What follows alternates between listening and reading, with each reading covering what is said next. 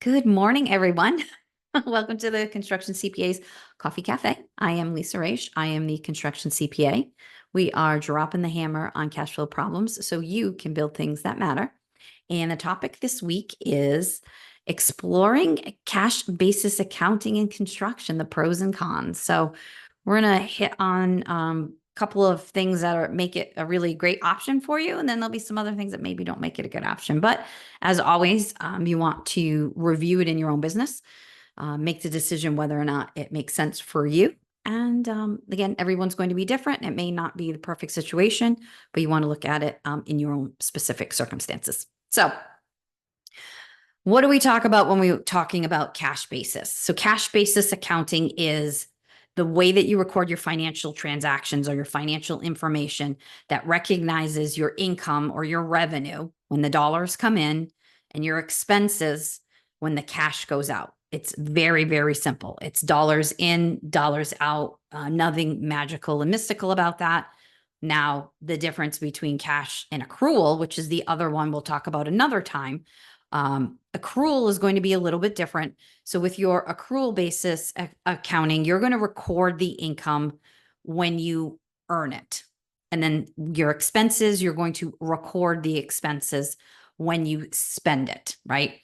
It does not take into consideration whether you've actually received the dollars or whether the dollars have actually gone out the door. So what is pretty standard as we see in construction is at the end of the month, you'll invoice your client, your customer, the GC, whomever, and then you'll, again, wait to get paid.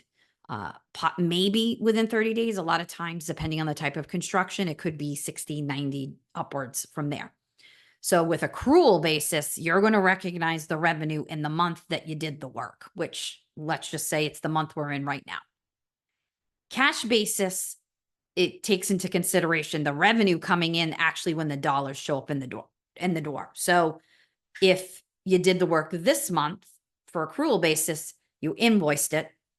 But for cash basis, you don't actually recognize the revenue or the income until the dollars show up, which may not be 30, 60, 90 days down the road. So really that's the most striking difference between the two. Now, both have pros and cons, but today we're just going to talk about the pros and cons of actually using cash basis. We'll talk about accrual at another time. So for our purposes, and especially in construction, cash really is one of the biggest challenges. We see this across the board with 97% of our clients. What typically happens is you are doing the work now, you're invoicing out, you're waiting a significant period to get paid, but in the interim, you still have expenses that need to get paid. For example, if you are having your actual team do the work. In most cases in construction, people are paid on a weekly basis. So you've got the dollars going out the door weekly, but the dollars coming in the door could be a month, 2 months away. So when we're thinking about cash basis, it makes it a little more challenging to keep track of your contracts or your projects clearly because you're not showing any income, but you're showing a lot of expense going out the door when you're using cash basis. So when we're talking about that, we want to make sure we're considering, right? We're talking about the payments from your clients. When are they coming? We're talking about the purchases for materials that you're made. Do you have payment terms on them? So do you have the ability to pay them out 30, 60 days? Sometimes some of the purchasing companies, the way based on the day that you buy it, in some cases, you can have almost 45 or 50 days before you actually pay it. So again, right? Dollars in, dollars out, right? That's all that we're talking about today. So one of the pros of cash basis, it's simple. It's really one of the easiest ones to understand and to implement in your business. You don't need to necessarily be an accountant to keep track of your dollars in and dollars out. It's really a nice tool to use, especially in a new business or in a smaller business. It's far easier to keep track of. So clients typically start out that way where they're just keeping track of it, dollars in, dollars out, and it's just less complex for your bookkeeping, right? It might be something when your business is small enough or early enough, you may actually be able to do your own accounting before handing off to either an outsourced company like us or bringing somebody in internally to do that bookkeeping for you. The other thing is it's a lot easier to keep track of your cash flow because you're literally keeping track of the dollars coming in and the dollars going out. Now for cash flow forecasting purposes, you're going to want to have a gain and understanding as to where the cash is going to come in and when it's going to go out. But it gives you a clear picture. The dollars in the bank account is the dollars that came in and then the dollars that have gone out. There's nothing magical and mystical about that. There's not taking into consideration invoices that are outstanding to you or that you owe to your vendors or anything like that. It's a lot easier to predict your cash, dollars in and dollars out. The next thing is from a tax benefit perspective. So you are paying tax on the net income or the net profit from the dollars you've collected and then the money you've spent, right? So it's easier and sometimes gives you the ability to kind of defer certain liabilities or defer the income to another period because you've invoiced today, but if you're 30, 60, 90 days out from being paid, that's not really income to you yet for tax purposes. So there can potentially be tax benefits using cash basis accounting. It's a lot easier to pay tax on dollars in, dollars out versus one of the cons that we would talk about with accrual when we get to that another time would be that you are paying tax on income that you may have worked or you've earned that income, but you could be, especially at year end, you could be 30, 60, 90 days out from being paid. You don't want to pay tax on income that you've earned because you've done the work, but you actually haven't gotten the cash yet. So that can be one of the benefits of cash basis. You've actually received those dollars and you've actually spent that money on the expenses. So it gives you the ability to potentially defer taxes. And also it's just a lot easier to calculate your tax liability when it's dollars in and dollars out. So one of the challenges or the cons of cash basis is you're not matching your revenue with your expenses. So again, one of the pros when we talk about accrual would be you're going to match your revenue if you've done you've done work this month, you invoice at the end of this month, you are going to show that as being revenue on your books this month, but your expenses are also going to be matched up with when you've incurred them. So with cash basis, you don't have that what they call the matching principle. You're not matching your revenues with your expenses. So when you look at a P&L that's cash basis, you may see a bunch of expense in a month, but maybe no cash coming in, no revenue because you didn't collect any or you didn't collect as much as you had expected. So you can't necessarily look at a project or the profitability of a project from the cash basis perspective because it's skewed, because you probably have a lot of actual expenses that have gone out the door, things that you've paid for, materials, team members, so on, but you haven't gotten any dollars in yet. So it's really hard to track your jobs appropriately cash basis. And you're just not matching your revenue and expenses together, which can be hard. So when you would look at an overall profit and loss statement, it can potentially be skewed because you, in most cases, will see expenses in one place and then the revenue related to those actual expenses incurred come up in a latter month.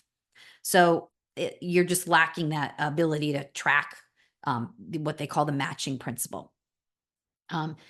It doesn't give you a complete picture of your actual financial performance, right? So it's going to give you limited insight. The example I just used with regard to your jobs, if you're tracking your jobs cash basis, dollars in, dollars out, you've incurred expenses all for this. Let's just use the month that we're in. For the month that we're in, you have spent money on materials. You have spent money weekly. If you have team, you're spending money on payroll. There's dollars going out the door, but the revenue could be 30, 60, 90 days down the road. So now you've got limited insight or your financial picture looks skewed.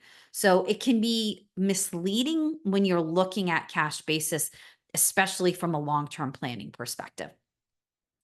And to be completely honest, it's not necessarily suitable for all businesses, right? If you have a construction business that's larger, cash basis does not work for you. It is not going to give you the breadth of financial information that you need to make decisions in your business. It's going to give you that limited vision, right? It's just not going to be suitable for that level of your business. Um, it's not adequate for what you need. You need more detail and more information. You just can't get that out of cash basis. And the last thing that makes it a challenge or unsuitable for some businesses is if you are the type of construction company where you do need to get bonding through the insurance company, in most cases, you're going to have to submit on a regular basis some type of financial statement to the bonding company, which is going to require you to actually have accrual basis financial statements, not cash basis. They won't accept that. They actually want to see how you've earned the money over the periods where you've actually earned it. So again, you've earned the revenue in the month that you billed out because you did that work, and your expenses are more matched closely and more accurately in that particular month for that particular project. So cash basis may not be sufficient for your bonding company or maybe any loan covenants that you have with the bank. So again, you want to think about what makes sense for you in the stage of your business. We tend to see in our case early on, clients are cash basis, but once they start to build up their revenues, they're doing more projects. They're probably accrual basis for day-to-day operations. Their accrual basis for financial statements, providing those financial statements to the bonding company, to the bank for financing purposes, but they might be cash basis for tax purposes. And you have that ability to kind of run the two of them side by side from that perspective, especially when your revenues are under the IRS's limitations for cash basis. So again, there are pros and cons to using cash basis in your business. You really just need to look at each one of them to determine whether or not which one really makes sense for you, right? Should you be using a cash basis? Should you be using accrual? Should you be using a combination of the two, right? Accrual for day-to-day operations, but cash for tax. It's really going to it's going to be more specific to, you're going to need to look at it in your business. Is that it's not a one size fits all. We see it all the time. Oh, hey, the guy that I saw over at the shop said, they do this in their business. I should be doing that in my business. Well, no, it may not necessarily be the case. You want to do with what fits with you in your business. So to kind of quick recap, pros, it's simple.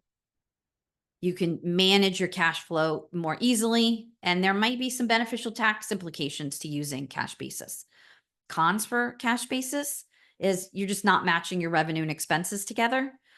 It's going to financially give you limited insight into what's going on in your business.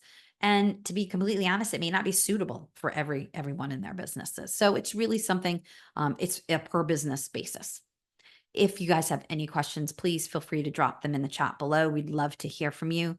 As always, I look forward to seeing you here every Friday. I hope you have a wonderful day, a wonderful upcoming weekend, and we'll see you next week.